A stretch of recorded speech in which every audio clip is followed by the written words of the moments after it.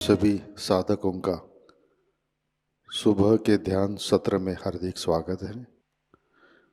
चित्त सहस्रार पे रख के सामूहिक बंधन लेते हैं।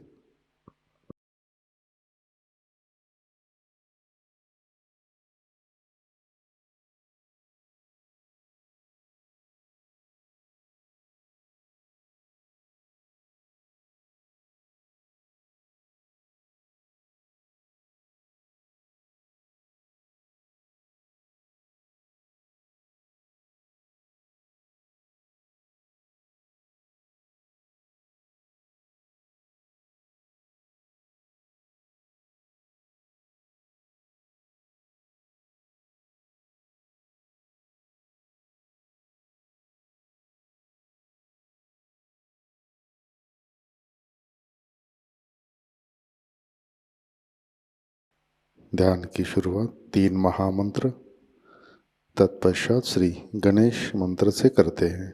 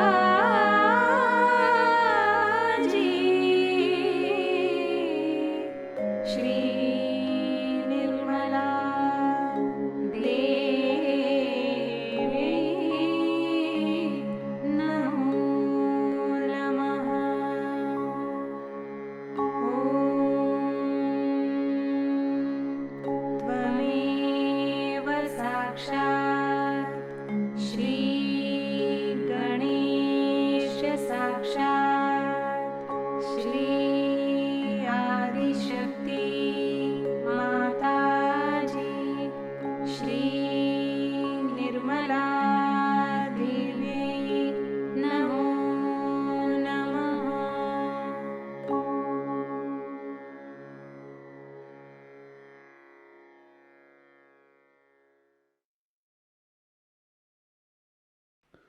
परम पूज्य श्री माता जी, कृपावंत होकर आप हमारे सहस्रार पर विराजिए।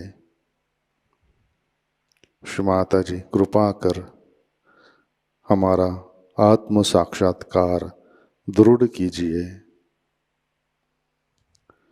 श्री माता जी, हम सब अपना अहंकार और प्रति अहंकार आपके श्री चरणों पर समर्पित करते हैं। कृपावंत होकर आप हमें निर्विचारिता प्रदान कीजिए।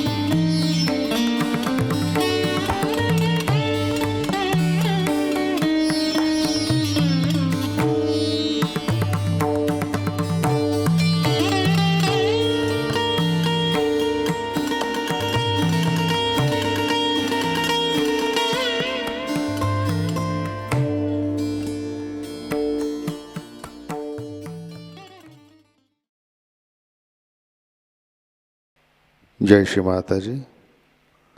इसी ध्यान की अवस्था में अमृतवाणी ग्रहण करते हैं।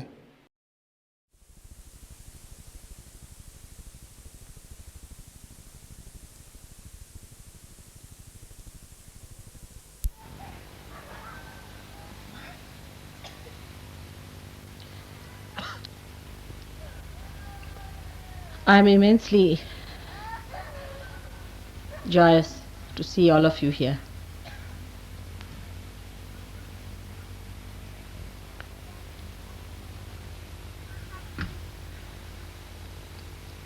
I do not know what to say from my side.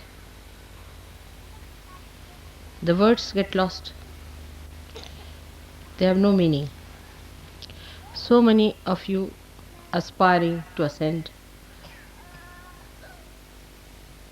to that state where you would have complete joy, bliss and peace.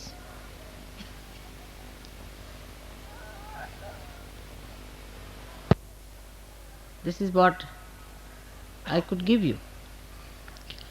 And a mother is only happy when she can give whatever she has to her children. Her unhappiness,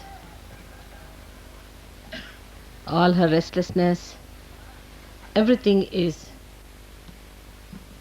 just to achieve that end, to gift all that she has. I don't know how much to thank you people to go through all this, to get to that treasure that you have within yourself.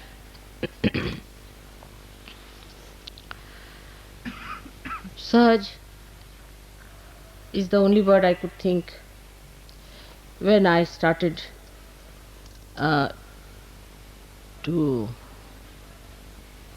manifest Sahasrar opening.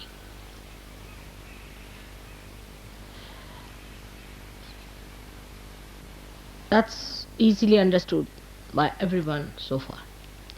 But you have realized that it is today a different style of yoga where first enlightenment is given and then you are allowed to look after yourself. It was never done before. It's just a venture of your mother which has worked out. Otherwise, in the olden times,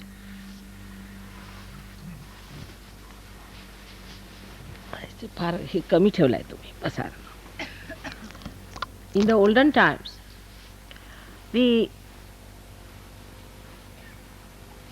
system of,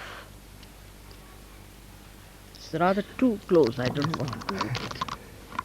Am I all right? Yes. It's adjustment, all right? It's all right, it's better. So, in the olden times, of course, the concern of the divine was to get people enlightened. And he did not know how to work it out. No incarnation ever tried to work it out in this fashion. But whenever they tried to have a very severe hardship for the seekers, very severe hardships. I wondered how many of you have read the treatise of Buddha when he used to travel with thousands of his disciples, not giving realization. They were not realized souls, without feeling any joy around, with two clothes, living in the jungles, just two clothes. And the area where he visited, which I have seen myself, is terribly cold, chilly, absolutely chilly. And the clothes were not clothes actually, it was cloth, covering their body, sleeping on the open ground. In very severe winter, or maybe the summer. Without any shoes, they were asked to walk for miles together, miles together. If you go and see where Buddha has walked and trodden, you'll be surprised. Buddha was also young, he used to also walk. But his disciples used to walk much more, because he would go and station in a place. He would send his disciples, there was no time to advertise or to announce anything. So he used to stay in one place, and the disciple used to go around the villages, ask for bhiksha, meaning the alms, to gather some food from villages, cook one times, give part of it to Buddha, and the rest of that they used to eat. They would go work out, get people from all the villages, whatever was possible, and would bring them to Buddha for a sermon. such sacrifices. They have lived in huts, caves, in terrible darkness, meditating, but they never got realization. Very few got their realization. They were people who were sons of great princes and prince, dukes, what you call, duchess as you call, all very, very rich people. Women of very rich families followed him, and they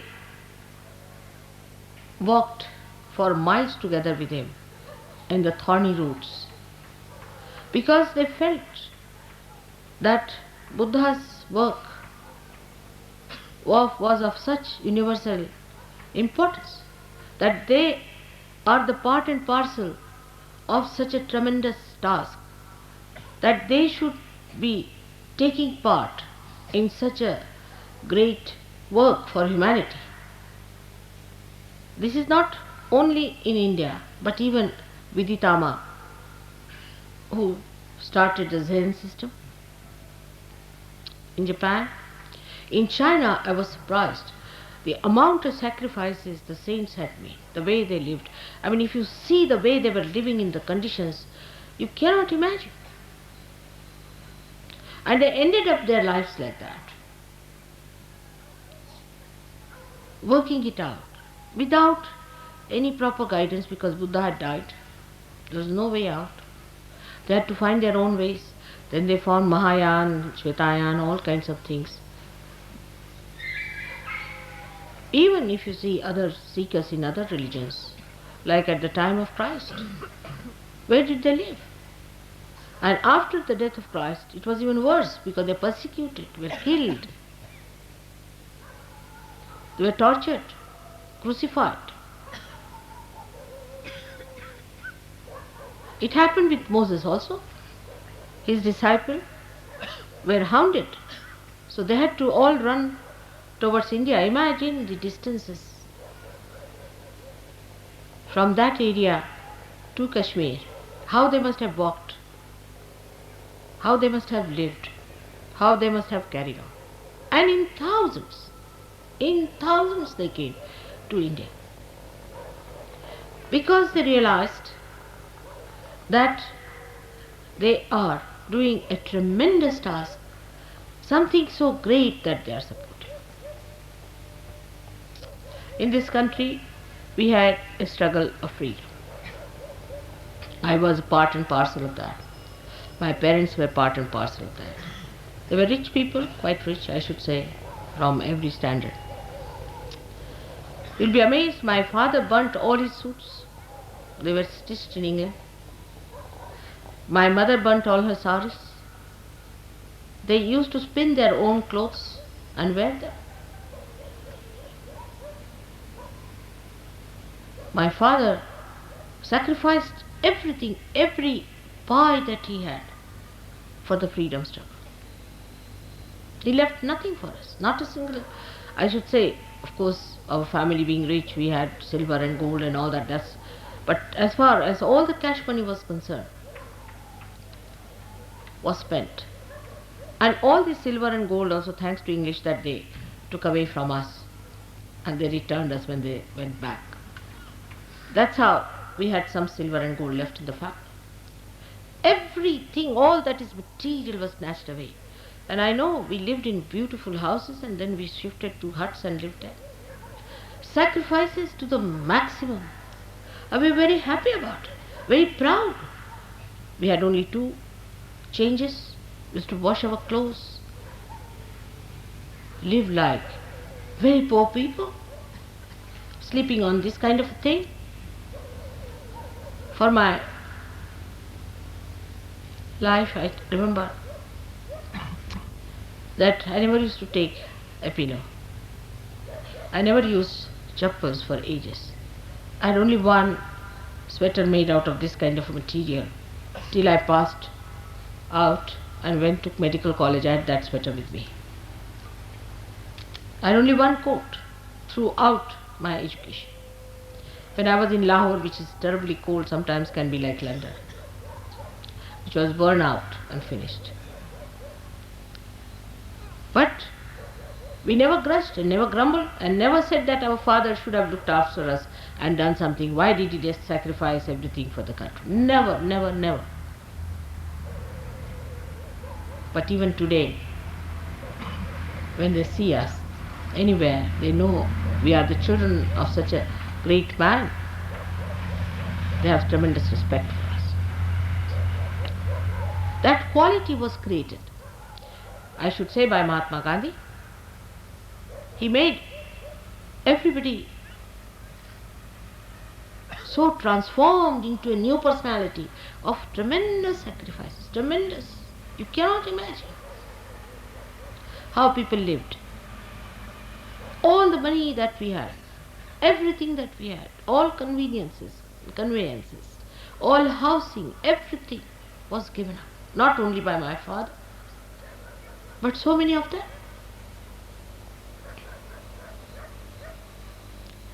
Otherwise, we could not have got our freedom. To get our freedom, this country has sacrificed so much. Now, after that, we are here to get our freedom, to get the freedom for our spirit, to make our spirit free from our greed, lust, from your anger, from our conditionings, from our terrible ego, from the body being enslaved by comfort.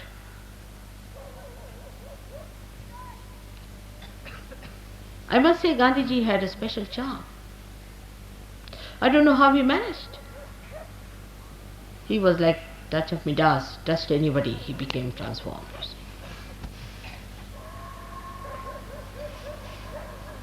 And he was an extremely strict man, very kind to me, to children.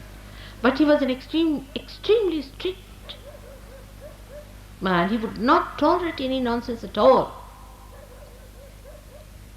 Throughout, if you study the way all these people were brought up, not only for freedom of or independence, but even before that, for spiritual life, anywhere, this one thing very common is sacrifice. And the consciousness that you are doing something right. Consciousness that you are part and parcel of the whole. Such a big thing, such a big work, such a noble cause. And then there was one thing very common.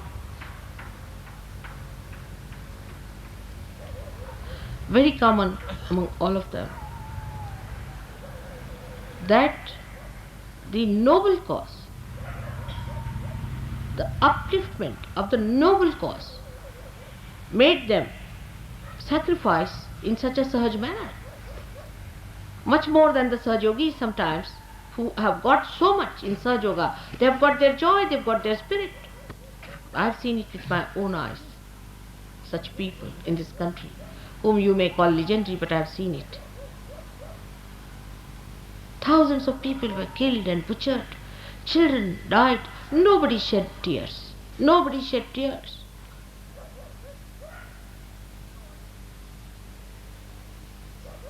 But to feel that you are for such a noble cause, itself gives you that joy and that sense of involvement.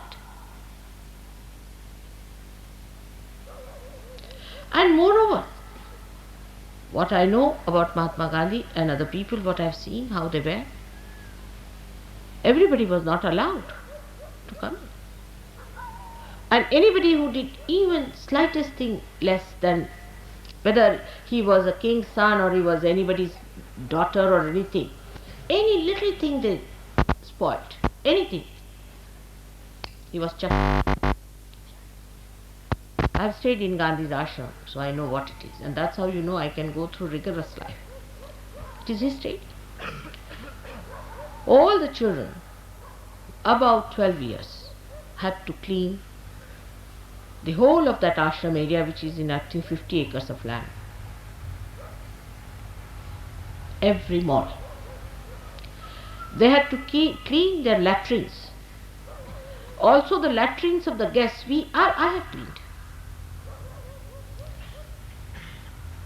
And they were allowed only 2 dresses. And nothing could be kept, even you cannot see one paper anywhere, any litter anywhere. So clean, spick and span.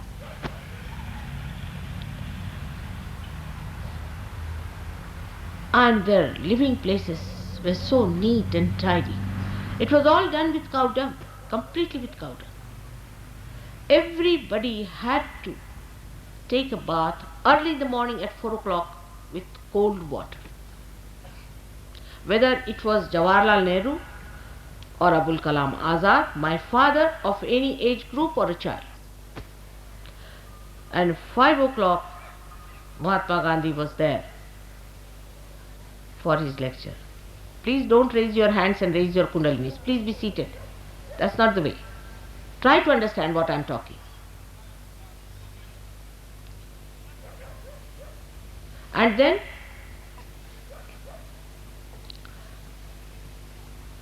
early in the morning at 4 o'clock, you'll be surprised. Getting up, for me it was all right.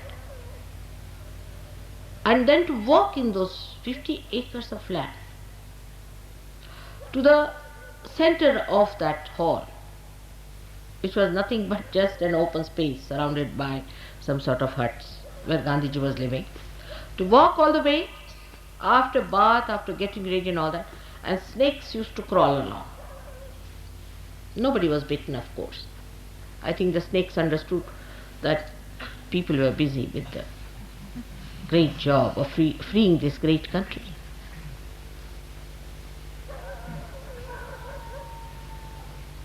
And we would sit just like this, and snakes would be crawling. No lights were allowed. No lights of any kind. We only used sunlight. And when Gandhiji would come, sunlight was not there in the morning at all. Some lanterns were brought to put there, and we would see the snakes crawling up. But I never heard anybody complaining. But like a war, drove with such passion. Everybody competing as to what I can do, how I can be alright. Nobody even thought of comfort.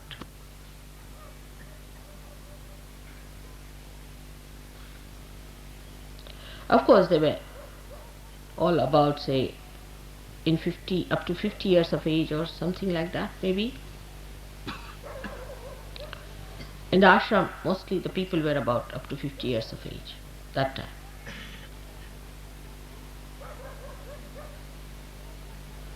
And I have seen with my own eyes the people who had huge cars in the house and things like that, they sold off, they threw it away.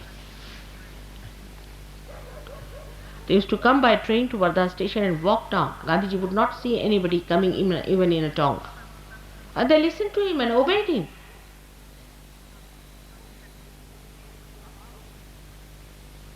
I have seen many missionaries, though they are not up to the point, nothing very noble, but that's how they take people to task, and people work it out for them. I have seen that. In India we had missionaries and younger people who came from abroad. They just absolutely obediently listened to the missionaries and did whatever they said. Now today we are doing, as you know, the greatest of greatest work, because freedom, independence of freedom, or freedom, is of course necessary, political freedom to talk even about God. We could not even make a small little needle at that time. We were not allowed by the government, so much oppressed. So we had to get out of the shackles of slavery, no doubt. But now I find we have another kind of slavery, a slavery of selfishness, self-oriented. This is my comfort, I must have this, it should be enjoyable, I'm enjoying, I'm this, I'm that. You should enjoy, otherwise it is not something great. I mean, the whole thing should provide you some sort of a feeling instead of you providing the feeling. Because people, I think, do not know what they are doing, what sort of a work they are doing. They do not want to come up to that level of that height to see what are you up to. You are trying to save the whole world. This is one of the reasons Sahajayoga moves so slowly, because they see people who are worried about their comforts, this, that, and also themselves are so lousy. There's no smartness about them. No feeling of that greatness that they have to do. You have to be smart. If you know you are on the board, how you behave.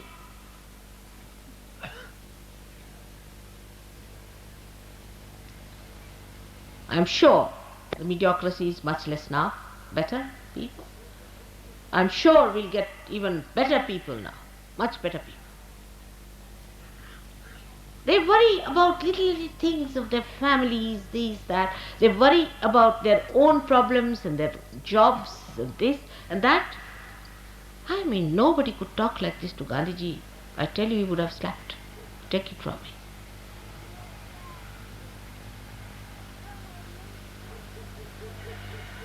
It is as if to come to Sahajayoga means solve your own problems, that's all.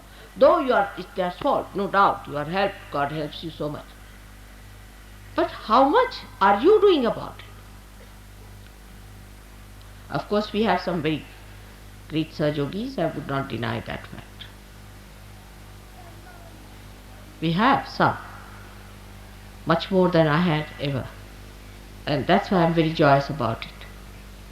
But the dedication we have, we count every penny that we spend, how much we've got out of that penny, what did we do about it? This is not the way. Buddha never spent a single penny of his own. He got money from all his disciples, built all these big things and all that. He never had even a public help from anybody else. So rise now. You must rise above your petty, small mind. Rise up to the point where you should know you are going to save the whole humanity. If you cannot feel that, it's better to leave Sahajayoga. Sahajayoga is not meant for people who are lousy. In Marathi the word is gabale. Tukarama has said, Erea gabalyatse kamano ve. It is not the work of the lousy.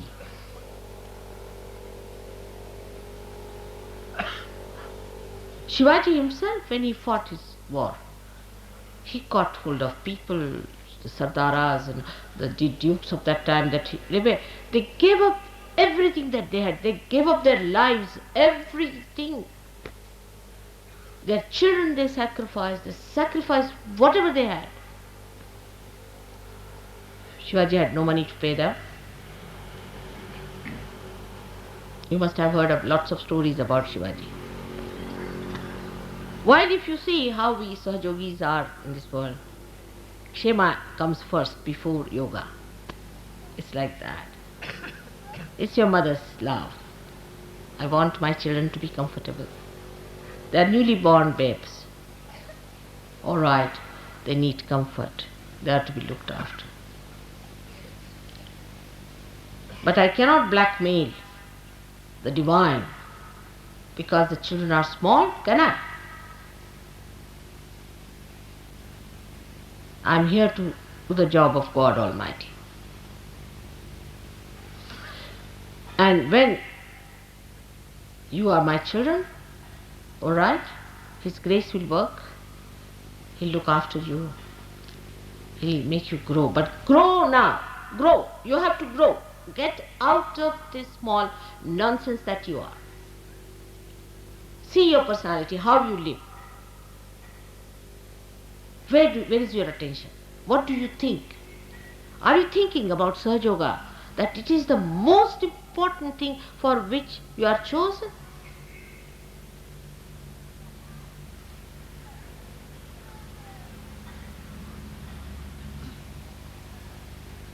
I feel sometimes, as I was feeling all the time, that you might be uncomfortable in many places. But I myself have seen the way you people have been in those places most carelessly. The Western Sahajogis were surprised. That way Indians are better in this respect. And some of the Indian Sahajogis have been misbehaving in a very funny manner. It shocked me the way they have been behaving, shouting at people, creating problems.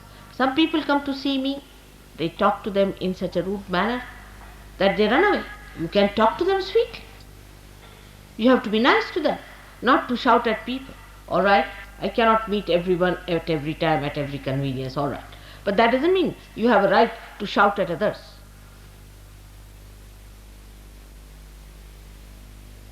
This is so petty and so low that I don't know how far I have to come down.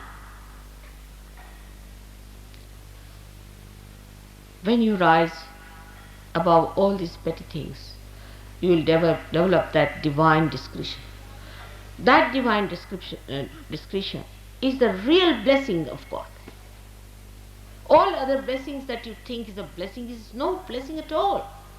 Unless and until you can grow, what is the blessing? Like a tree which says, oh, such a blessing that I have got rain.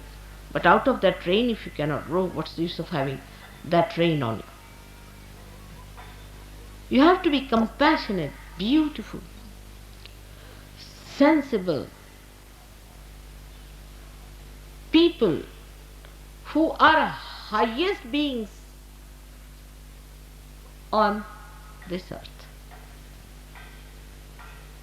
Take out your attention from all nonsense that you have been busy with. That's how you get possessed. That's how you get conditioned. Small things you see. In India we have another problem. We cannot tolerate another person. If any person is doing good for Sahajayoga, immediately a group is built up. It's very common with Indians also. A group is built up to put him down.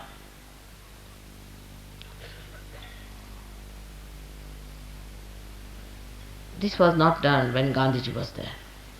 I don't know how it happens. It only happens with poor leadership. I think I don't have that leadership. At the time of Gandhiji, he used to blast people out completely, cutting each other's throat and saying things back behind, forming groups. Anybody who works out something nice and I try to help that person to express himself, immediately a group comes up too. And there are some hopelessly peripheral, useless Sahajogis in the West and in the East who try to make a mess of things. They think they are big gurus, big people, very small people, chicken-hearted I should say. And they think they are very big, great people because they can take good photographs maybe, or that they can wear a dress in a particular manner or something like that, stupid stuff as they are, and try to dominate others. Such people will be thrown out. Absolutely.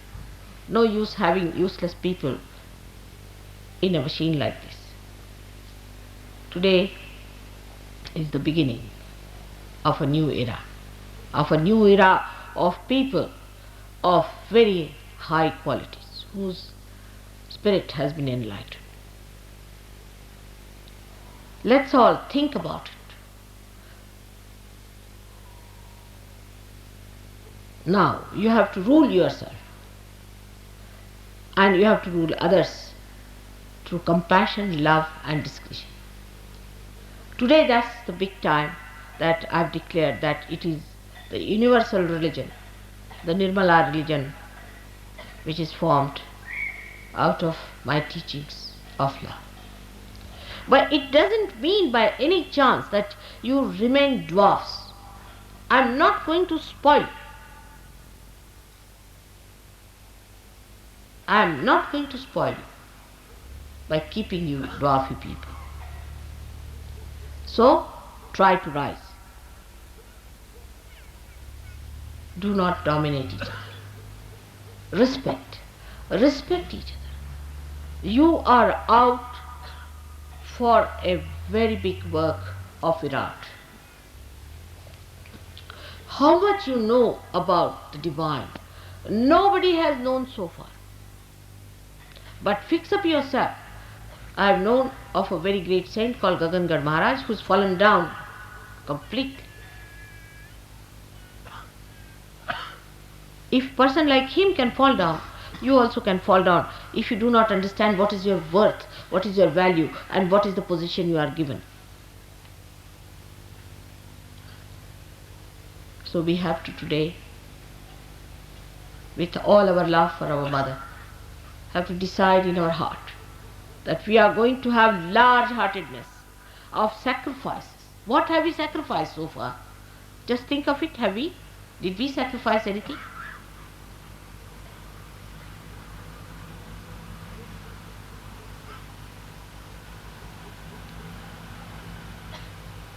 Please try to understand that I have to use you, the great souls, to save the humanity. You must grow, you have to grow.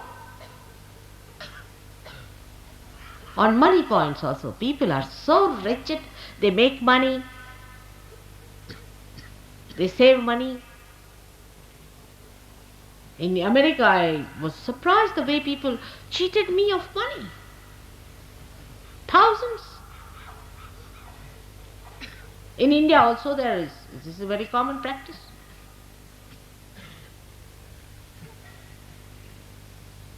Then, if you have career-mindedness and you are very ambitious, how my job will remain, this, that, you better get out of Sahaja Yoga.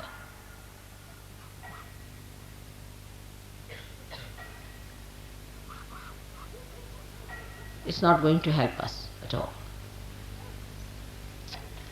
Thirdly, there are people who believe that this is my wife, this is my beloved, this is this and all that nonsense. Why are you here? For what? Or my children, my household, my mother, my father, all sorts of wretched people around. If you cannot rise above them, you cannot help me. I'm sorry, you cannot help me. You have to be very, very strong people. You have to be people of very great valor and great idealism and noble ideas.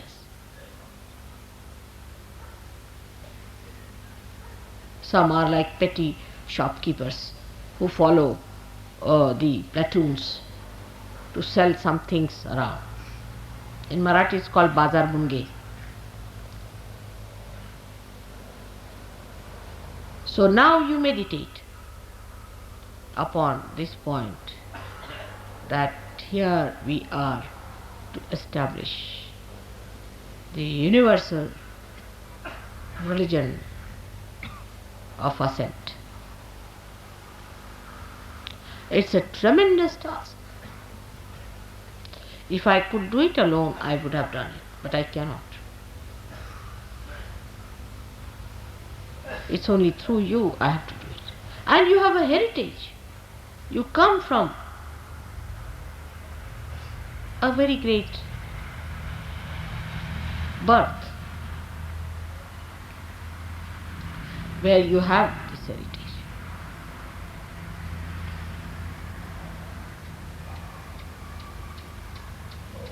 With that heritage, if I cannot manage you, I think I better give up your leadership. I cannot do it. When we were fighting for our freedom, all of us were removed from schools because we were in the missionary school, and the missionaries believed that Christ was born in England. So they would not allow us to study in those schools. So we were all removed from schools. We had no education. For some time, I couldn't pass my inter science for 2 years. I couldn't appear because they rusticated us from colleges and schools. The government rusticated us.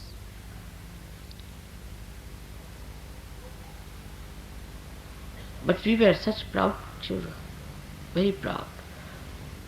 I was, of course, very much thick in it. I was never frightened. I was just an 18-year-old girl. And I remember one day, some people came and told us that your father is transferred from this jail to another jail. They had such pride for us, all the people. So they had brought cars to take us down. And there were so many there. And mother naturally was worried because I was a young girl. The police used to torture me, used to give me shock and make my life very miserable, beat me and all that. So she was crying and she told an old gentleman who was there that I'm worried about my daughter. I don't want her to be tortured anymore. So I went and smiled at him. So he said, no, you just don't stop it now. You just don't do it. It's not proper. So my father took me aside. He said, don't listen to this old Johnny. He's now about to die. Forget him. I would like all my children to be sacrificed on the altar of freedom. If you are doing it, I'm a proud mother, and I'll tell your mother to behave herself.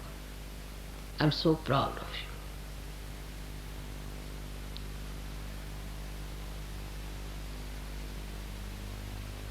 Such atmosphere I have passed through. I had to give up my college. I was absconding for 8 months. The police was after my life. I know what we have gone through. We were very young people. 18 years, you can imagine. And now when you have got the freedom of your spirit, you must seek the comfort of your spirit. There are some people who are complainers and this and that nonsense. They should not have come. Or those who are Indians, they should get out of Sahajayoga and leave us alone.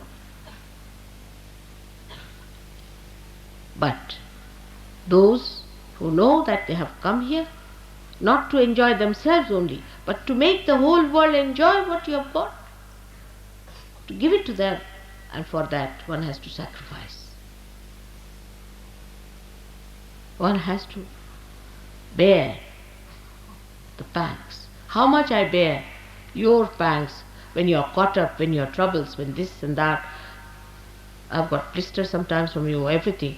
I don't mind because it is my life, my mission, my existence, my everything is for the purpose of emancipation of humanity. Even the last drop of my blood is for that. So my satisfactions are very different. Please remember, you are born of a very brave mother. Please try to rise. Be proud that you are doing such tremendous task.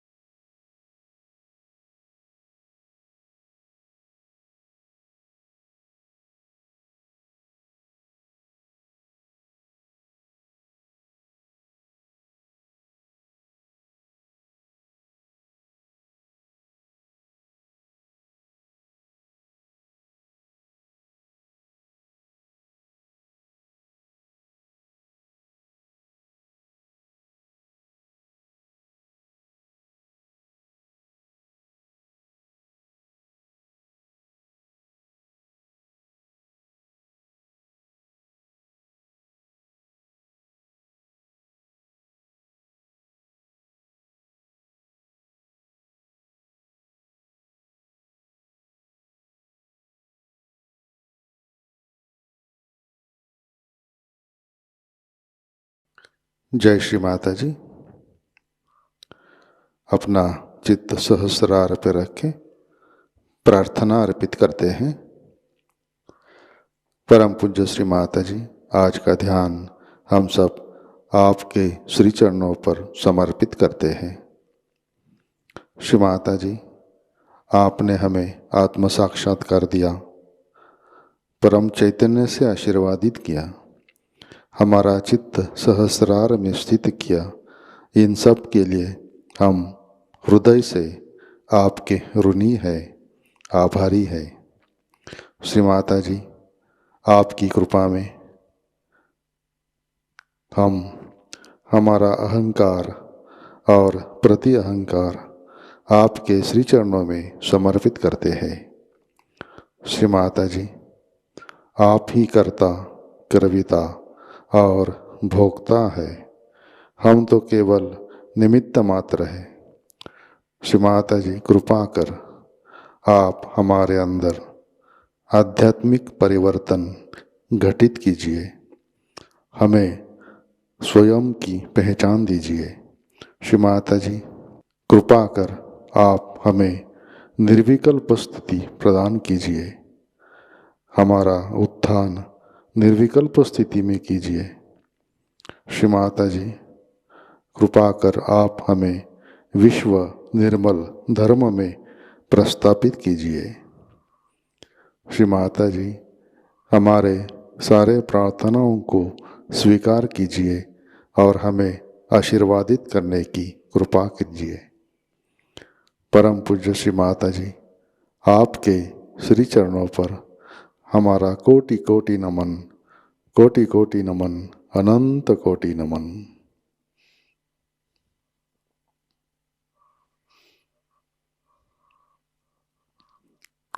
जय श्री माता जी। सामूहिक बंधन लेते हैं।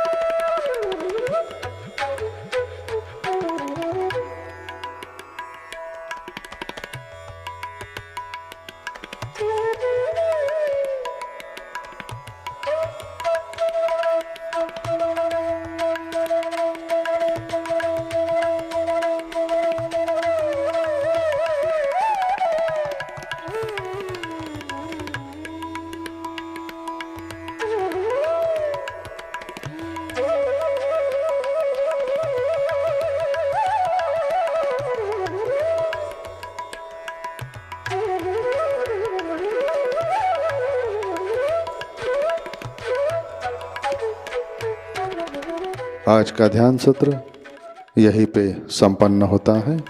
जय श्री माता जी।